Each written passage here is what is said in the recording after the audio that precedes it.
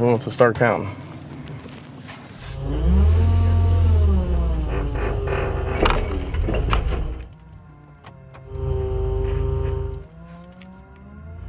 Now tell me about how long that took. I don't know, I didn't count, but probably about 10 seconds.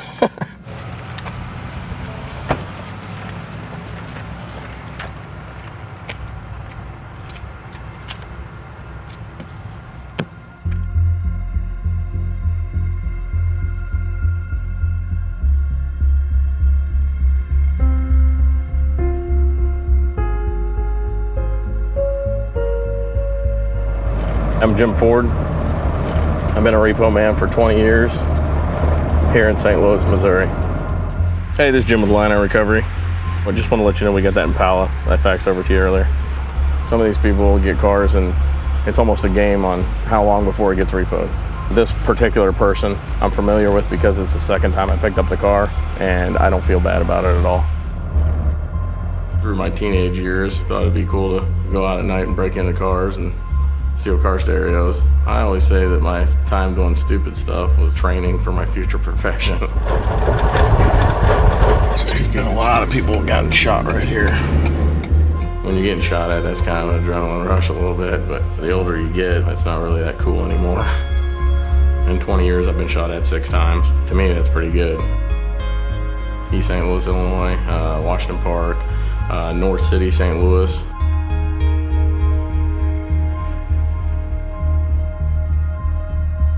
I mean, every other house is burned down to the ground or vacant, or, you know, and then the houses are still standing, or most of them are drug houses or, you know, used for prostitution or whatever. It's a really sad place.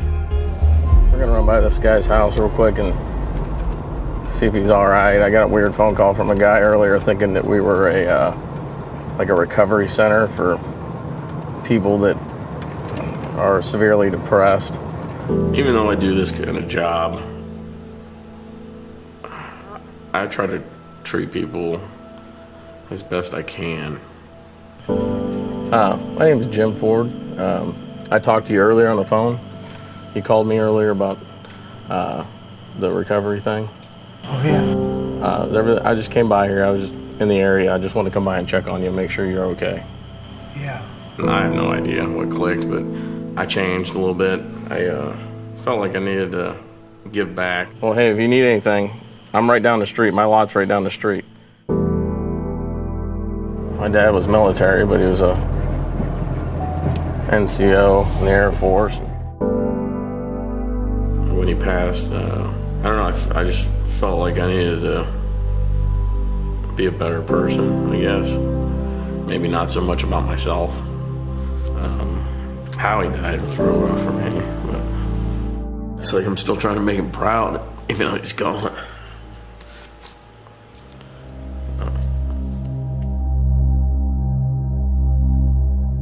Redbud is about 45 minutes from my lot. I went out there that night.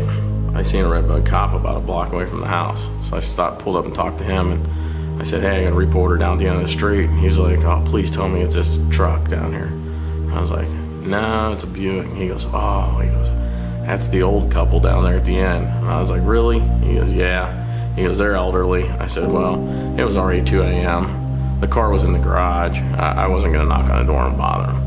So I called Pat the next day. I say, Pat, can you give the bank a call and try to get this straightened out? And she goes, okay, I'll try. You know, we don't have any money.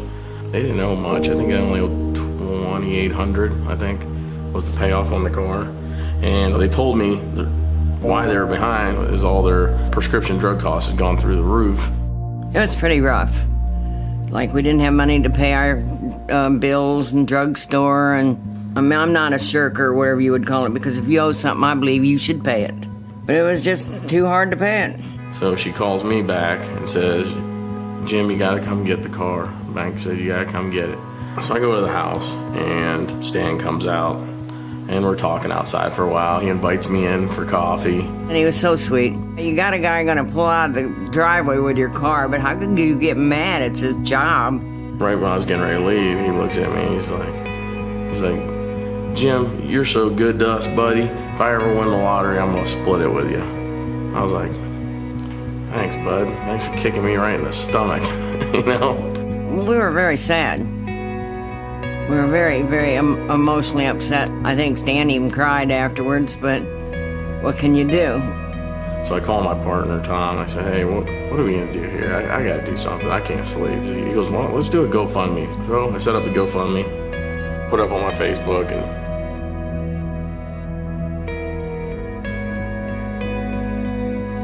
by the time I woke up that morning, we already had enough to pay off the car. Next thing I know, he's calling, he's bringing it back. She had no idea I paid off the car. She just thought I paid the past due amount. He brought my car back and it looked like brand new. They were super excited because it was so clean. They said it's the cleanest it's ever been. And then I said, you won't have a car payment no more. So she said, what are you talking about? I said, we paid off the whole car. Well, we found out that there is good people out there, and we just called him our guardian angel. 2 days later, Stan fell, and I seen in his eyes that he wasn't gonna make it.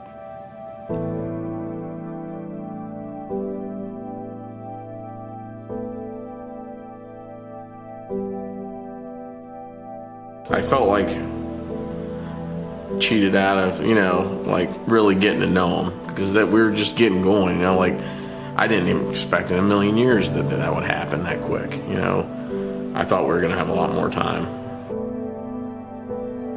We had plans.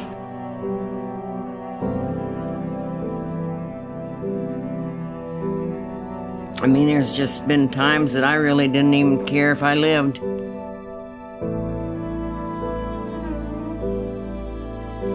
But sometimes I just can't take it. I mean, what I do now is like I sit out in the garage and I watch these kids over here play at recess time or play a ball game, and that's all I do.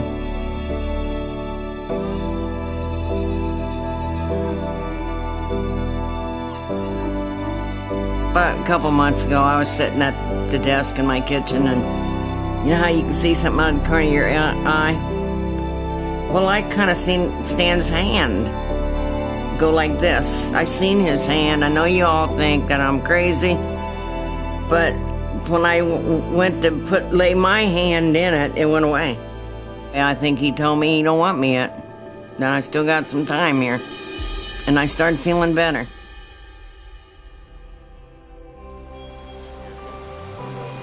Oh, thank you.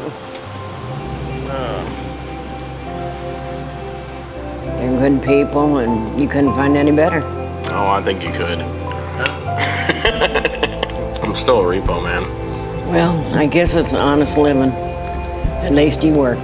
And I don't care if you are a dancer in a bar, you're still working. I'm thinking about it, Pap. I'm thinking about a career change. What do you think? Yeah, you can. I'll be the first to pay. Like Stan always said, we're old people, but that don't mean we're dead. At least I can joke now.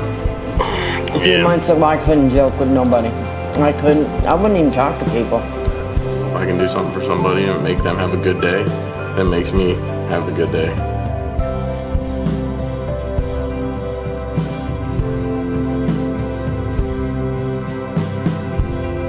People are really watching out for me.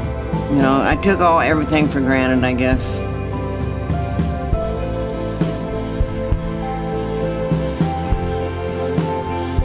It's getting better, and it's gonna get better.